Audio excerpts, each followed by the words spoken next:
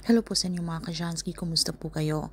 At ngayong araw na ito ay meron na naman po tayong bagong ibabahagi sa inyo na kung saan ito po ay mga simpleng paraan para masalo pa maka-attract ng good luck na yan sa usaping yaman man o pananalapi.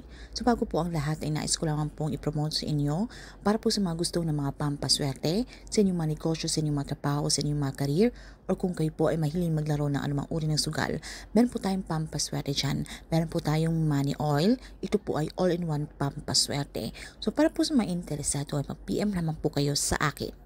So ito pong pampaswerte ang ating ituturo ngayon. Ito po ay malakas mag-attract ng swerte sa usaping pananalapi na pwede po nating ilagay sa ating mga pitaka para po mag-attract ng good energy, positive energy. Dahil kung kayo po ay laging kinakapos, kayo po ay laging gipit, kung meron pong mga perang dumating sa inyo, ay agad pong napapalitan ng maraming paggastos na hindi po tayo nakakapag-ipon dahil po lagi na lamang problema ang dumarating. So, kung ganito po ang lagi ninyong nararanasan at gusto nyo pong mawala ang kamalasan na yan, at syempre ang pinaka-importante sa lahat, kapag tayo po ay gumagawa ng ganitong ritual, malakas po ang ating paniniwala. Dahil po kapag kayo po ay nag-aalinlangan at kayo po ay gusto nyo lamang subukan kung totoo nga ba ang mga pampaswerte ritual na ito, huwag nyo lamang pong subukan dahil hindi po ito pipisa at masasayang lamang po ang inyong oras. Para lamang po ito sa mga taong malakas po ang paniniwala rito. So, ang kailangan lamang natin dito mga Kashansky, maghanda lamang po tayo ng isang maliit na plastic. Pwede po yung sa mga ice candy na mga cellophane mga Kashansky, pwede nyo yung putulin, okay? Para hindi po masyadong mahaba. So, depende na po sa inyo. At kailangan din natin dito ng isang barya.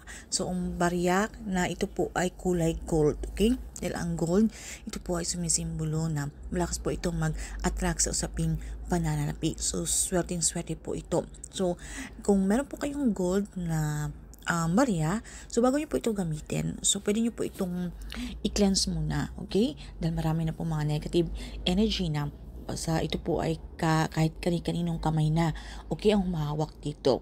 So para ma-cleanse natin mga Kachansky ay maglagay lamang po kayo ng tubig na may asin, okay? Ilublob nyo lamang po ito doon ng kahit 15 minutes mga Kachansky. At pagkatapos ay hayaan nyo lamang po itong matuyo. Huwag nyo po itong pupunasan. Hayaan nyo lamang po itong matuyo ng hangin o pwede nyo po itong pasikatan ng araw. Alright? Para po ma-cleanse bago po natin gamitin. So aside sa barya mga Kajansky, kailangan din po natin dito ng ilang butil, okay, ng bigas at cinnamon powder. So, alam niyo ba ng cinnamon powder mga Kajansky ay ito po ay malakas mag-attract ng swerte. Lingid po sa ating kaalaman na ito po ay talagang napakamabisa. At ito namang pong bigas, ito po ay sumisimbolo ng kasaganaan. Alright? So, ito namang ating barya, ito rin po ay nakaka-attract when it comes money, okay? Dahil nga dito, kung gusto po nating mag-manifest, lalo na po sa usaping pananalapi, tayo po ay laging kipit at tayo po ay laging siswertehin. So, ang gagawin nyo lamang po mga Kajansky, so pwede po itong gawin sa umaga, okay, between 6 to 8 a.m. So, maghanap po tayo ng parte sa inyong pamamahay na kung saan tayo po ay komportable na wala po mga istorbo na kapag ginagawa po natin ang ritual na ito. Dahil kailangan po natin dito ay tayo po ay makapag-focus. So, ilagay nyo lamang po ang ating barya doon po sa cellophane mga Kajansky at yung ilang butil, okay, kahit ilang peraso po ng bigas. So pwede niyo po mas mainam, pwede niyo po ilagay 8, number 8 dahil alam naman po natin na ang numerong ito ay napakamaswerte. So kahit po walang peraso ng or butil ng bigas, pwede niyo pong ilagay. So, pagkatapos ay maglagay po tayo ng kaunting cinnamon powder.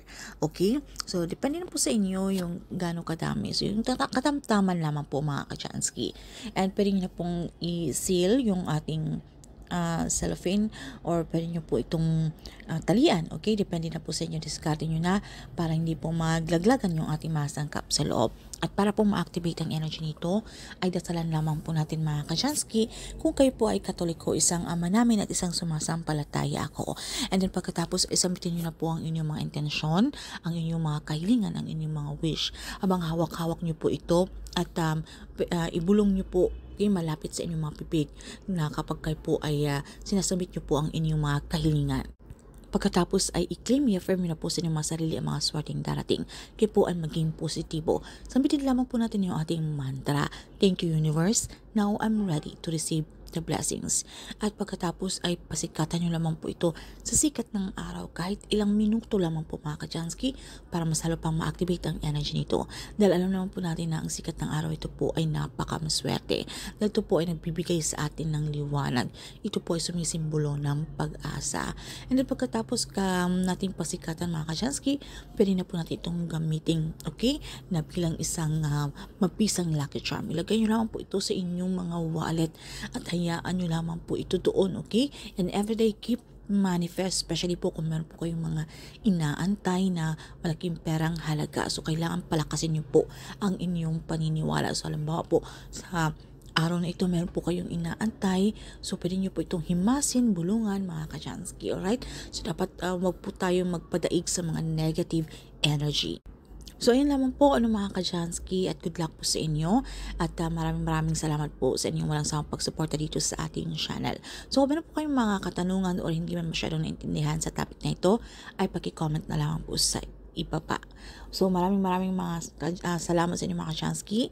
See you again on the next one.